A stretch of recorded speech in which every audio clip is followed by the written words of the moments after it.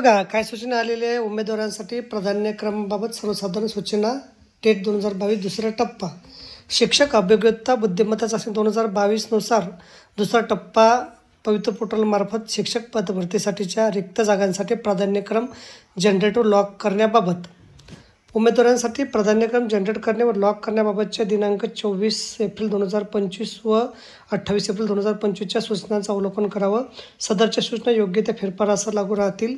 काही व्यवस्थापनामधील शिफारशी रिक्त पदाच्या जाहिराती पोर्टलवर नव्याने प्रसिद्ध झाल्यामुळे अशा व्यवस्थापनांचे प्राधान्यक्रम देखील दिनांक 25 एप्रिल 2025 रोजी प्रसिद्ध झालेल्या जाहिरातीतील प्राधान्यक्रमासोबतच पात्र उमेदवारांना उपलब्ध होतील। पोर्टलवर उपलब्ध करून दिलेल्या जाहिरातीच्या उमेदवारांनी अभ्यास करावा।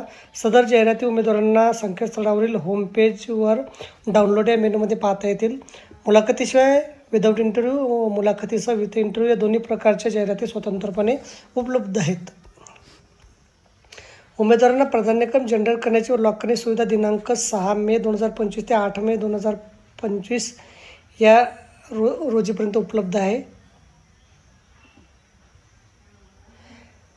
वाढीव जाहिरातीचे प्राधान्यक्रम प्राप्त होण्यासाठी सर्व उमेदवारांना सूचना करण्यात येते की यापूर्वी लॉक केलेले प्राधान्यक्रम अनलॉक व डिलीट करून नव्याने प्राधान्यक्रम जनरेट करणं लॉक करणं आवश्यक आहे। यापूर्वी ज्या उमेदवारांनी प्राधान्यक्रम जनरेट केलेले आहेत मात्र लॉक केले नाहीत अशा उमेदवारांनी जनरेट केलेले प्राधान्यक्रम डिलीट करून नव्याने प्राधान्यक्रम अपडेट करून जनरेट करून लॉक करणं आवश्यक आहे।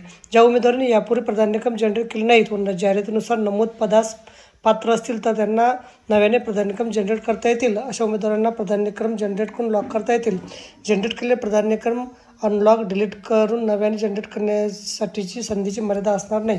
तर बघा अशा प्रकारे अत्यंत महत्त्वाची माहिती आपल्याला समजली असेल। व्हिडिओसुद्धा आवडला असेल लाईक करा आणि शेअर करायला विसरू नका। धन्यवाद।